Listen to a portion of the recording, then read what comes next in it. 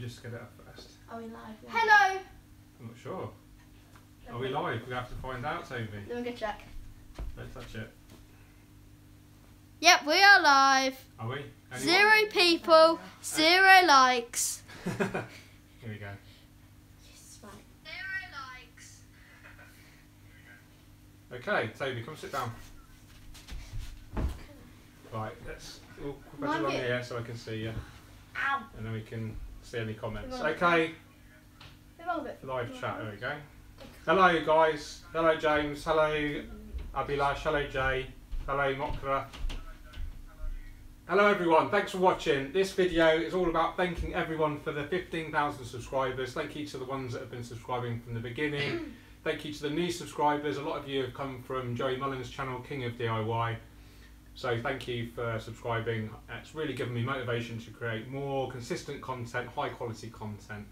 And I'm very excited today because I've got back with me my mini aquascaping dream team. Hello! Florence and Hello. Toby. Hello, my name is Toby Redlaw. Toby is very much into YouTube, aren't you? Yep. And he's not a massive fan of me. But he is a fan. What is your favourite YouTuber? Well, there are the ones that I have to say because you paid me to say them, like King of DIY. I'm paying it. You're not about paying, yeah. But George Farmer. yeah. But I do like some football YouTubers like Chris MD and what's some others. Yeah. Okay, guys. So really happy to answer any questions you might have. I've got the chat right in front of me here. Can I read? Florence, if you look out and see if there's any questions. I'm just going to have a little bit of a chat about what you can expect from my channel in the near future. Got a question. Good. Just save them for now. I'm going to be creating as often as I can, as consistently as I can, 2 videos a week.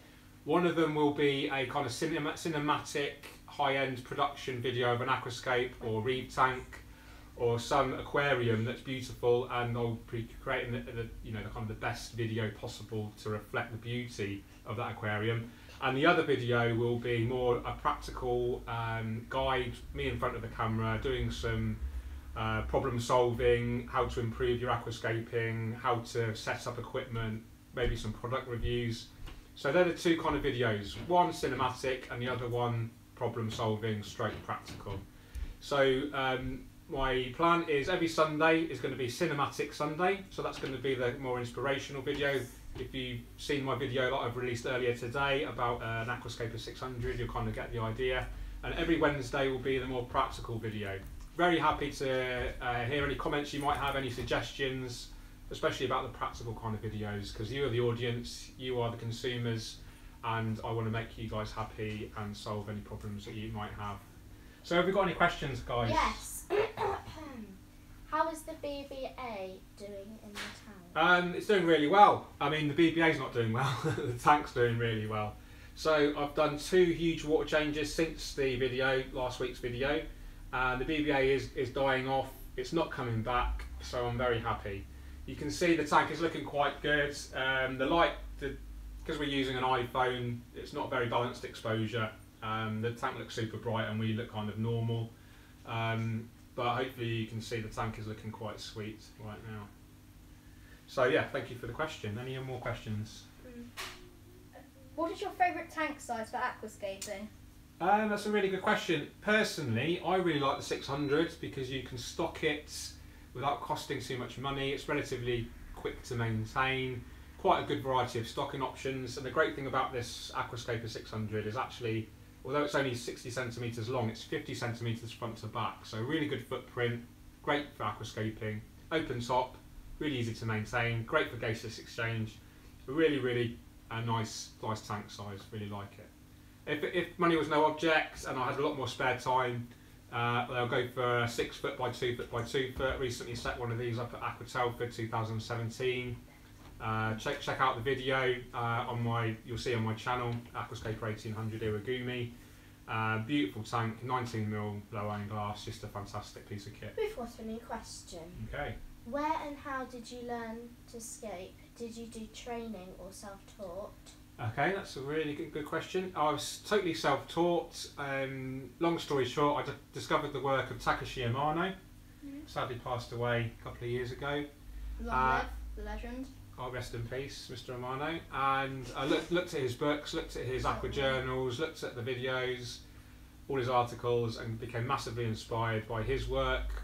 Became a very big fan of Nature Aquarium. And then, as with anything in life, the more you practice something, the more you do something, the better you get at it, and the easier it becomes. So, definitely self-taught. Okay, can you tell us anything about the lily pipe skimmer? This is a prototype product that I am trialling for the Aquascaper range of products. So this is stainless steel outlet there, and then we've got the inlet there, which has got a floating skimmer, which you can see. You can adjust the size of the inlet strainer, so the smaller the holes, the more it sucks in from the top, and the bigger the holes, the less it sucks in. So you can adjust it according to your filter size. And at the moment, you can see that, well, I don't know if you can see on the video, guys, but the surface is absolutely crystal clear, isn't it? There's no, yes, it looks brilliant. There's no scum. Well done, George. Thank you, Toby. We've got, would you ever do a marine aquascape? Yes. I am having a chat with a company I do some work for, Evolution Aqua, and potentially I will be setting up my own reef tank. So watch this space. Right. Okay. Hello from the west coast of the US. Hello. Probably an easy question. How do you get the inspiration to come up with all Actually, these something escapes? first. Hello, Brian Burrell. Thank you for that question. Hello, Brian. Great question. How do I get inspiration for newscapes? A lot of it is dictated by demand. So if I'm writing for a magazine or I have a client, then they will dictate largely what they want. If it's up to me personally, if I have free choice of what I want to create, a lot of that is dictated by hardscape choice. If I've seen a bit of rock or wood that I really like the look of, then I'll think about ideas of how to incorporate that into the aquascape. If there's a species of plant I want to try out that I've not grown yet, or a new species that I've been asked to test out, then I'll develop the aquascape around that. So yeah, lots of kind of permutations, lots of different ways that I get to choose the aquascape. And the biggest one is getting inspired from nature. You know, I'm a big fan of Nature Aquarium, all about getting the essence of nature from outside and bringing that into your aquarium. That's my biggest inspiration. How would you scape a 48 centimetre long and a 38 centimetre deep? Don't you mean tank? inch? Yes, Yeah. so it's 4 foot by 3 foot. How would I scape it? Well, where do you start? The options are limitless. My advice is just to look online, look in books, look in magazines, find out what you like the look of, figure out a theme, figure out an end goal, and just pursue it. Look at what plants they're using, look at what hardscape they're using, look at the techniques that they're using to succeed in that aquascape, and then there's nothing wrong with actually replicating that, copying it, getting comfortable in your own growing skills and aquascaping skills, and then as you develop you can come up with maybe a bit more of your own ideas. Okay, George, would you ever do a marine aquascape?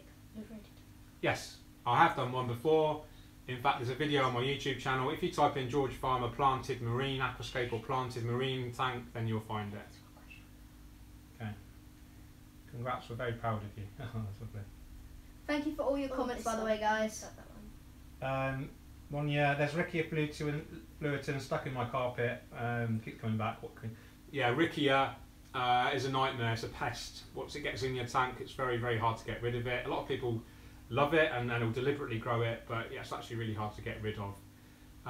Short of stripping the tank down completely, it's very, very hard to get rid of it. If you just be very relentless, and as soon as you see any, pick it out with some tweezers or your fingers, that's probably the best bet. But short of absolutely stripping the tank down, it can be very, very tricky to get rid of, similar to like duckweed and other kind of invasive plants. We've got one that says, what's a letter?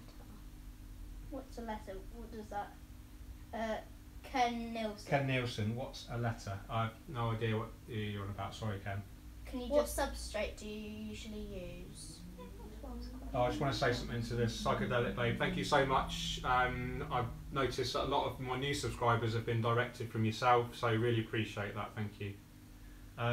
What substrate do you usually use? Sam Osborne, what substrate do I normally use? JBL Proscape soil or Danelay Scaper soil, sometimes ADA Aquasoil Amazonia. That's the richest probably the most well-known soil, but the JBL and the Denelay, or Tropica as well. Those three are my main kind of the ones I use the most. Huge pleasure. By Psychedelic Free. Simon Hill, can you also recommend a substrate for a 6'2" base? I don't want it to cost the earth. Yeah, if you don't, in a really big tank and you don't want to spend lots of money on commercial soil, then I would just go for a nutrient-rich base layer. So something like Tropica plant substrate or Denelay 9-in-1 or JBA Aquabasis, and then top it off with an inert quartz gravel, which is relatively cheap. You're still getting the nutrient content from that base layer. You could use root tabs as well, and if you're dosing a decent liquid fertilizer every day, then your plants will be absolutely fine. You don't have to use soil. It just makes things a little bit easier. Okay, and we've got one by Robert Mill. What fertilizer do you recommend for a medium light tank? And let me show you, Robert. What have we got here, Toby?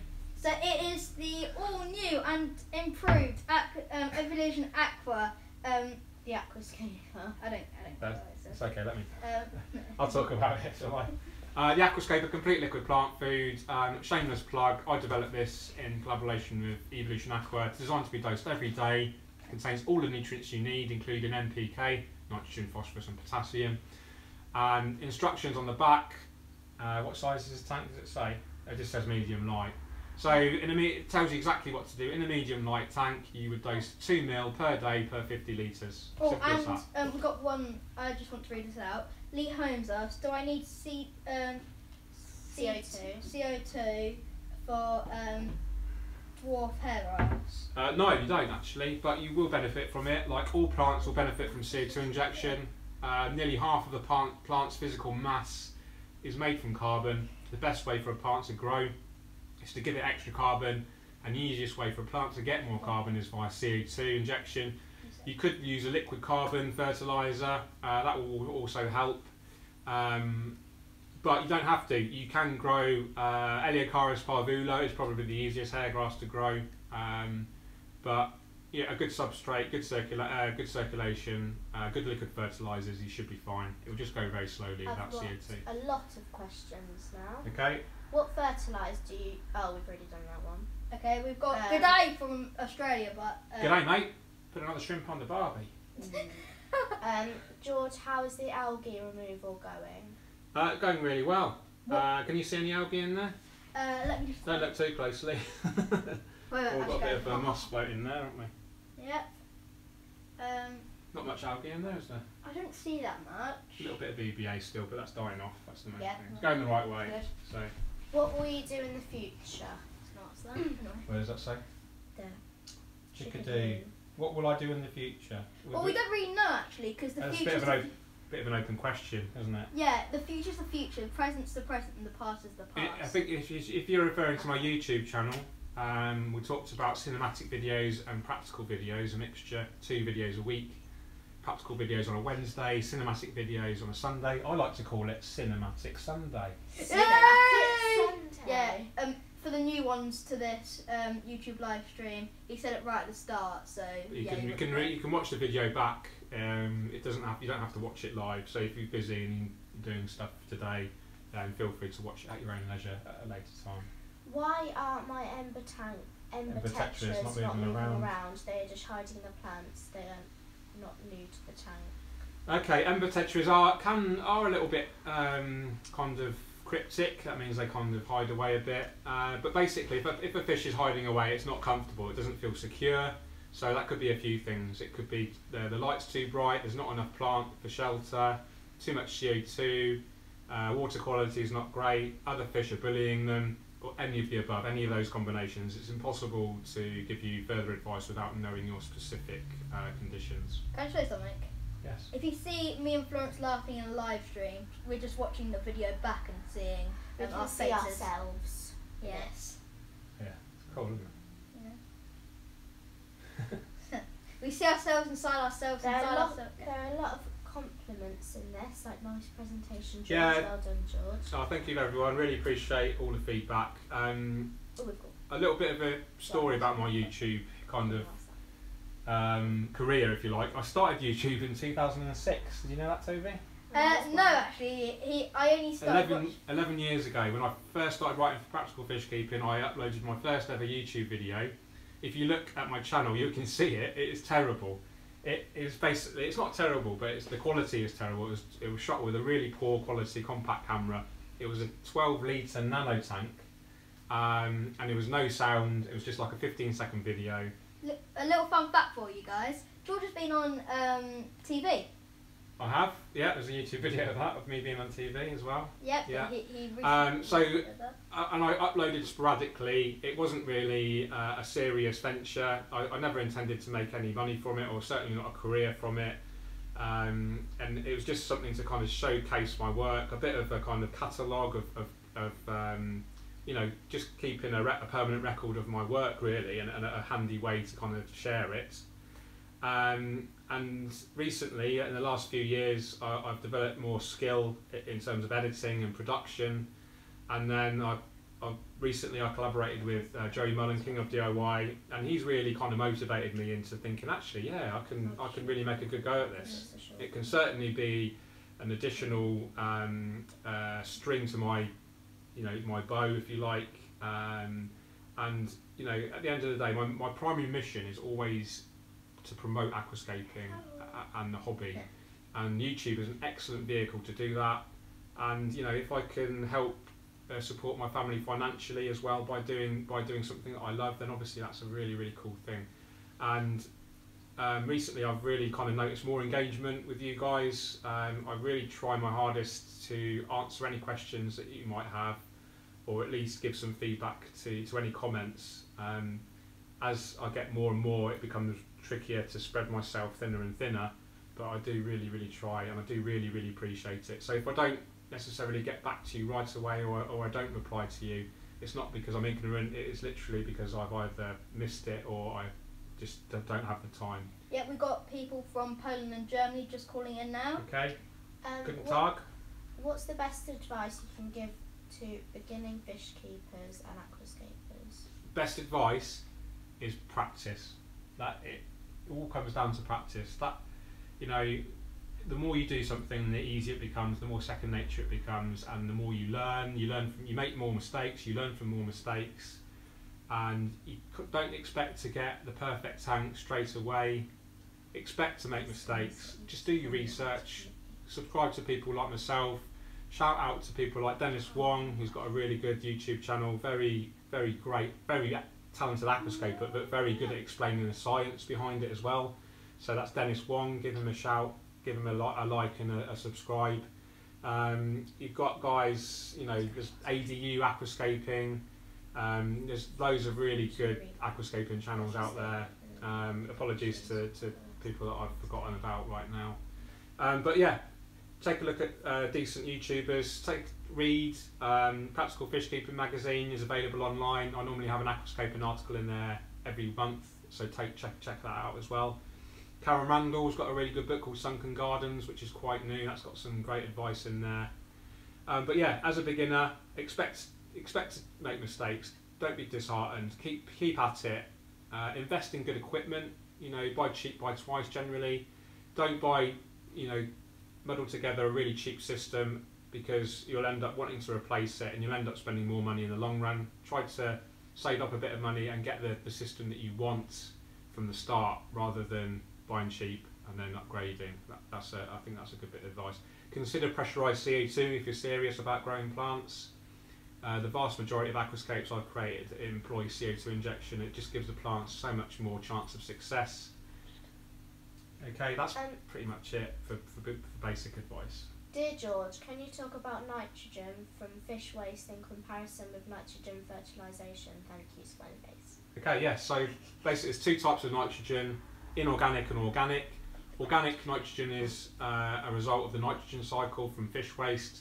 Inorganic nitrogen is what's usually part of the chemicals in liquid fertilizer. Anecdotal evidence, in fact a lot of scientific evidence suggests that organic nitrogen is more harmful for the aquarium system, tends to lead to more algae production, whereas inorganic nitrogen is still available to the plants but tends to trigger algae less. Okay, I love your work, George, and I think you deserve more subscribers. Now you can do it. Subscribers. Thank you. Thank you very much. Appreciate Okay, and then we've got sniper wipers. That's a good name, isn't it? I brought some of your plants the other week, and you advised me to get TNC complete. My how do you pronounce that, George? Sagi. Oh, Sagittaria. Are still yellowing. Should I dose daily? I have a 20-gallon tank. No soil, just black sand. Yes, because you've got an inert substrate, basically, you really need to focus on the liquid fertilisers more. So dose every day. This 20-gallon tank, that's about 80 litres. So you want to be dosing probably about 5 ml a day, I would suggest. The yellowing could be lack of light as well, but I'm not sure what lighting you have. But let's assume that your lighting's fine. If you're dosing more fertilisers, that will definitely help. George, do you think freshwater side is behind technology when it comes to aquarium world, because the reef side are far advanced than us? Yes, there's a lot more heavy investment in terms of lighting, filtration systems, skimmers, computer-controlled testing. But yeah, so yeah, in a nutshell, technology is a little bit far more, not as advanced. But I think that's just because it doesn't need to be as advanced. The ocean is a huge, stable body of water. And so when you have that in an enclosed system, it's much harder to achieve really, really stable levels. Freshwater, it doesn't need to be as stable.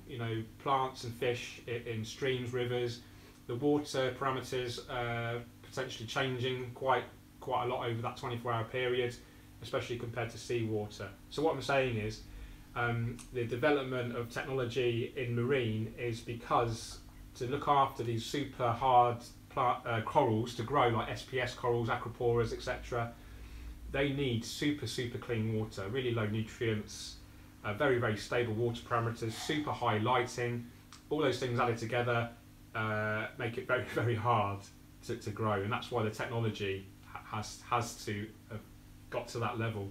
Whereas freshwater plants are opportunistic, they'll adapt to a huge variety of water parameters, CO2, non-CO2, different types of lighting.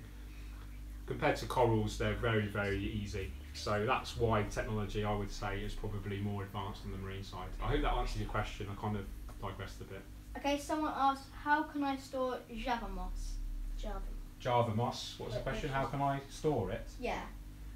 Java moss, most mosses will actually kind of hibernate. You can put them in dark, you can put them in a fridge, and they'll pretty much live forever. So that's how I would store it. George, we've been running for 22 minutes. I know. We'll wrap it up. We've got another 5 minutes, guys. I'll ask any more questions you might have, and then we'll wrap it up. We've got some family stuff to do. Hi, George. How to treat... Oh, we've just read that one.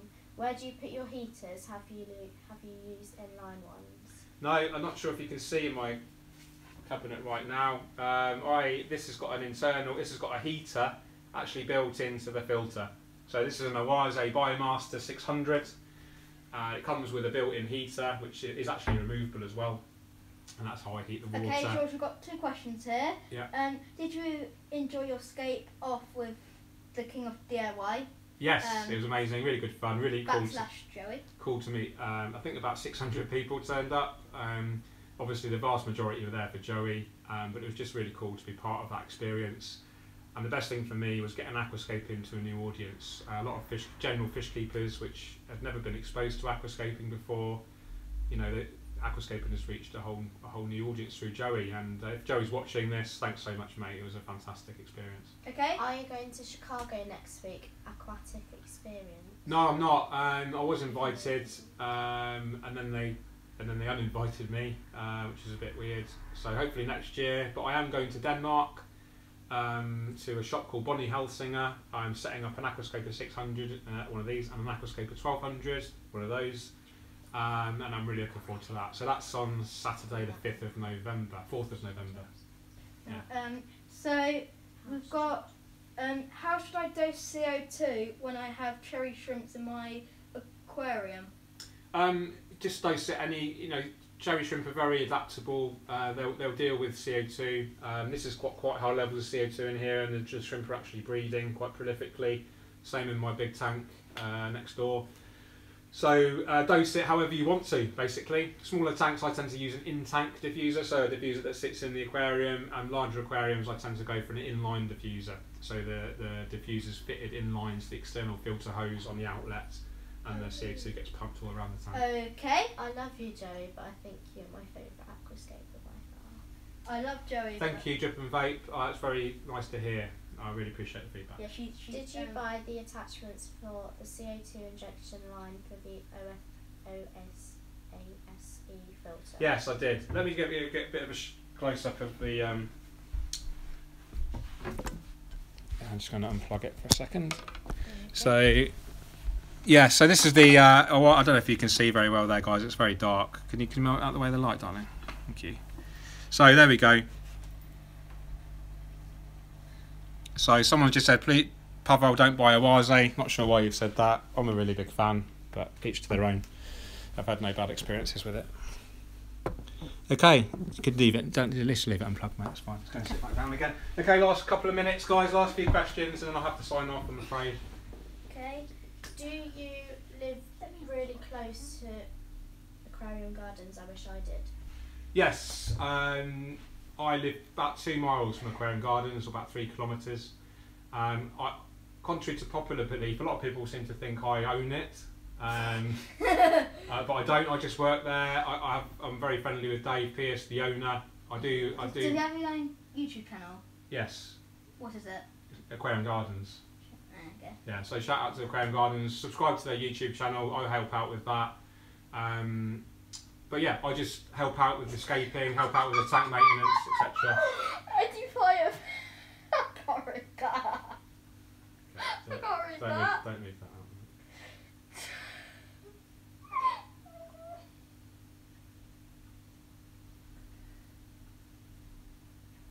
That's really Sorry, we just need to take a little break for a second. I think this is a good time to butch it. Yeah. I knew there'd be some sort of trolls on here, so apologies for my silence then. How do you know what level of CO2 you have when you have bogwood in the tank? I use a CO2 drop checker if I need to, so it sits in the tank and it changes colour depending on how much CO2 you have. Really easy to use. Just type in CO2 drop checker on Google and then you'll get some results from that. Yeah. Kaz, you perhaps ought to give out a wrench or two and not volunteering. Not sure what that means. Thank you for the live stream. You're welcome. Simran, hello. Hello, Simran. Gary David, got that one. Thank you. We have someone saying hello. We're just about to sign off, Yeah. so Okay. go back. Okay, just a final word from me then. Thanks again for the subscribers, guys. If you do like what you see, hit that like button. If you're not a subscriber already, please subscribe. Tell your friends about it. Try and get them involved with aquascaping. You know, like I said, my primary mission is to promote aquascaping and spread the aquascaping love all over the world. I think the world is a better place with aquascapes in it. It makes our house more relaxed, doesn't it? Yeah. Having aquascapes. We had a horrible. So can I say something? We had a horrible aquascape before George even came. Oh, before yeah. So yeah, it was like really brown and dirty. Toby's mum had a tank before I met Toby's mum, and I came and sorted it out basically, didn't I? Yeah. No, you literally just got out all the things except from like the. I just started from scratch basically. Yeah. Didn't I? Yeah. So that's it, guys. Thanks so much for watching. Thanks for Florence and Toby for helping me out on this video. You are very welcome, George. And finally, what do we say? So keep on scaping. Peace, love and hugs. It's been a pleasure. Thanks, mate. Right, cheers, guys. Thank you so much. See ya. Cheerio.